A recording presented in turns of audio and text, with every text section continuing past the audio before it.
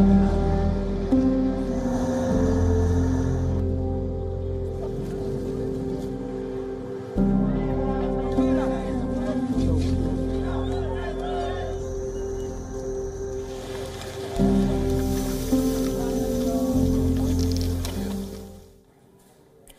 evening. Welcome to this evening's edition of Fine Print. I'm Molly Gambhir. Thousands of men and women have undertaken a walk that they hope will change their lives. Their lives packed in small boxes, their children in tow. These South American citizens are marching north towards the United States, the land of immigrants. And getting to America is not easy. But this caravan of migrants is ready to do whatever it takes. Children are the worst affected in this grueling journey. In need of medical care, food, water and basic supplies, the children traveling with this migrant caravan are suffering. The journey, which spans over weeks, is arduous even for adults. 4 caravans are believed to be traveling to the United States. Mothers with their children decided to undertake this journey to escape a life of hopelessness, and violence back home.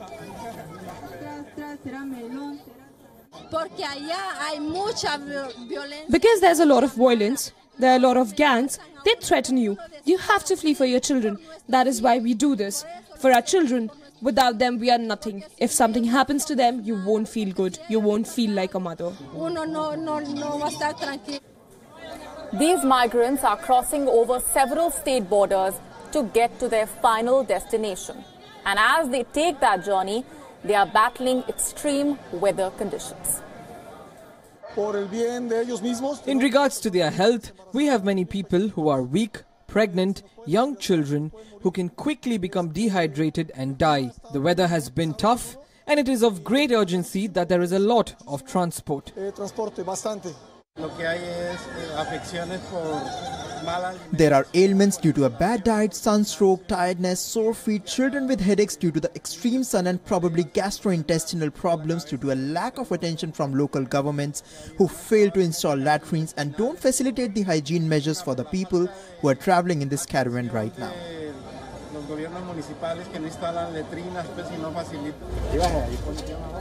A group of close to 300 migrants left the El Salvador capital on foot, heading for the border with Guatemala. The group, made up mostly of men, has been inspired by the much larger Honduran caravan already in Mexico. The new caravan ignored warnings from El Salvador's government not to put their lives in danger and continued with that march.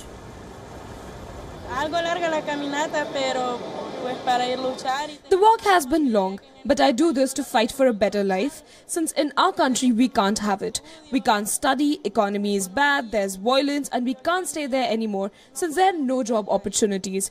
As they say, why have a title if you can't have a job?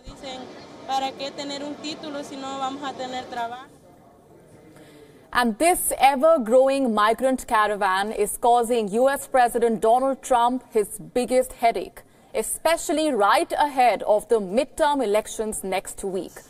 A man who himself is the son of an immigrant whose wife was only recently granted American citizenship is hoping to stop this caravan in its tracks. US President Donald Trump says that his government is prepared to send as many as 15,000 troops to the US-Mexico border. Trump says that the US troops will counter the approaching caravan of migrants. As far as the caravan is concerned, our military is out. We have about 5,008. We'll go up to anywhere between 10 and 15,000 military personnel on top of Border Patrol, ICE, and everybody else at the border. Nobody's coming in. We're not allowing people to come in. And those remarks from the president coming just 2 days after he announced the deployment of 5,200 troops to the border. The caravan has at least 3,500 people. All of these people left Honduras in mid-October. They have advanced 250 miles into Mexico. The caravan is nearly 1,000 miles away from the U.S. border.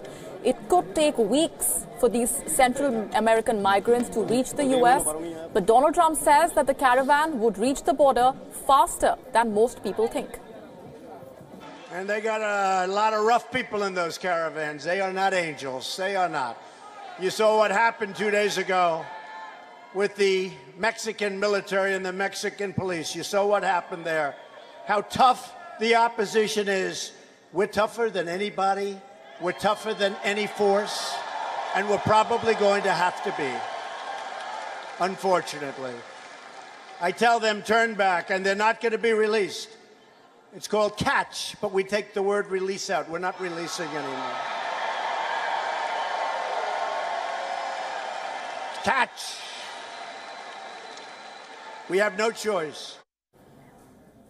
Currently, there are at least 2,100 U.S. troops at the border.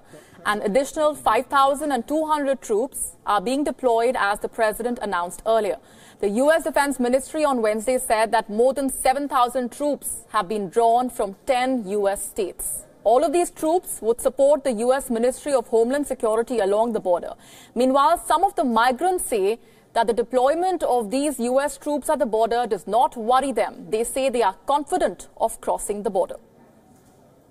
Escuchando que dice el presidente de Estados Unidos, Donald Trump, que quiere mandar tropas a la frontera. Eso no los preocupa a nosotros porque ellos tienen en la Constitución de la República que es terminantemente prohibido. Para eso se encargan las patrullas fronterizas. Pero no tenemos miedo, vamos en el nombre de Dios y yo sé que vamos a atravesar la frontera, no importa lo que él diga. On that point, I want to get in Nicholas Grossman, International Relations Professor at the University of Illinois, Washington, D.C., joining us.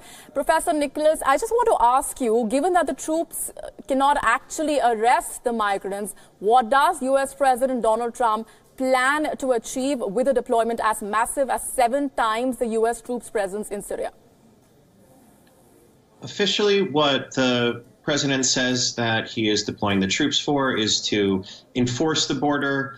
They will be able to do things such as fly helicopters to potentially spot people trying to cross the border, to transport Border Patrol to them, and to help build infrastructure such as fencing. Unofficially, it looks like what he's mostly trying to do is create a news story that can stir up anti-immigrant sentiment to motivate people that are concerned about the caravan or other Americans that are concerned about immigration or illegal immigration to vote in the upcoming elections on Tuesday. Right, and Nicholas, according to various reports, it is a number that has even left the Pentagon baffled. The migrant caravan, is it even as serious a threat to the United States that warrants 15,000 troops to be deployed at the border, or is the president just whipping up sentiments prior to the elections? The Pentagon was quite surprised in the first place for the request for 5,200 troops because there are already a few thousand National Guard troops that have been deployed to the border, and they're not really doing anything. Some of them have, for example, been shoveling manure or just trying to find stuff to do with their time because the caravan is so far away and the U.S. Border Patrol already has pretty good control over the U.S. border.